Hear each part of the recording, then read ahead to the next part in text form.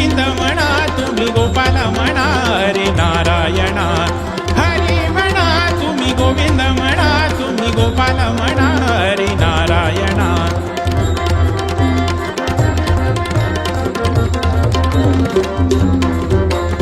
ईश म्हणा जगदीश म्हणा सर्वेश म्हणा परमेश म्हणा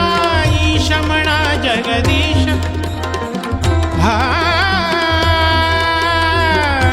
हा